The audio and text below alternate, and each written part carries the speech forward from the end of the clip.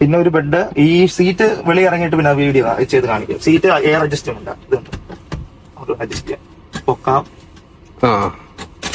ആക്കാം, എയർ അല്ല.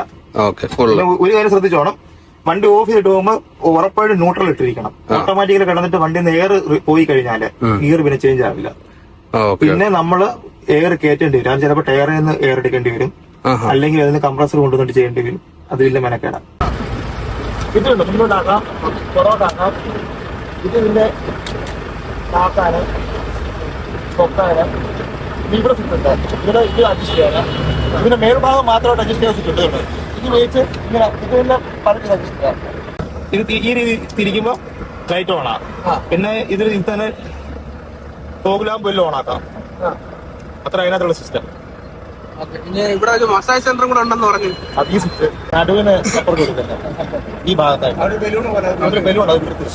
ഈ സ്വിച്ച് ആക്കിയാൽ നമ്മുടെ നടുവിന്റെ പിറകിൽ ഒരു ബലൂൺ പൊങ്ങി വരും, നമുക്ക് സപ്പോർട്ട് തരുമല്ലേ.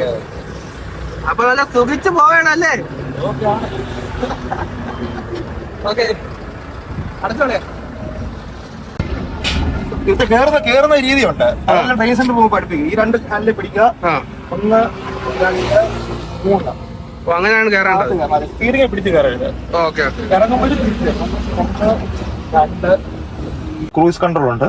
ക്രൂയിസ് കൺട്രോളിൽ എത്ര കിലോമീറ്റർ, ഇത് കുറച്ചുകൂടി അഡ്വാൻസ്ഡ് സിസ്റ്റം ഉണ്ട്. ഇറക്കത്ത് പോകുന്നതിന് പ്രത്യേക കൺട്രോൾ സിസ്റ്റം ഉണ്ട്. അങ്ങനെയൊക്കെ ഉണ്ട്. റിലീസ് ചെയ്യാൻ, പെട്ടെന്ന് എൻഗേജ് ചെയ്യാൻ പറ്റും. ഈ സൈഡിൽ പിന്നെ നമ്മുടെ ഈ ഡിസ്പ്ലേ എല്ലാം അഡ്ജസ്റ്റ് ചെയ്യുന്ന പാനലുകളാണ്. കൂള് കണക്ട് ചെയ്യാം. ഫോൺ കണക്ട് കാറിലെ പോലെ തന്നെ ഫോൺ കണക്ട് ചെയ്തിട്ട് യൂസ് ചെയ്യാം.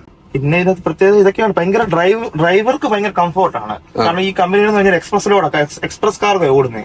ഇതിൽ സാധാരണ ഇപ്പം ഇതില് വേക്കൻസിയുടെ കാര്യം പറഞ്ഞ് വീഡിയോ എടുക്കാൻ അന്വേഷിച്ച് വന്നേക്കുന്നേ. അല്ലെങ്കിൽ ഇതിൽ വീഡിയോ ഒന്നും അവർ ചെയ്യിക്കില്ല. ഒന്നാമത് സേഫ്റ്റി ആണ്. ലക്ഷങ്ങളെ കോടികളുടെ വിലയുള്ള കാർഗോയായിട്ടാണ് നമ്മൾ പോകുന്നത്. ഓൾ ഇന്ത്യ ഓടുന്ന വണ്ടിയാണ്. അപ്പൊ അതുകൊണ്ട് അങ്ങനെ വീഡിയോ ഒന്നും സാധാരണ ചെയ്യിക്കാൻ സമ്മതിക്കാറില്ല.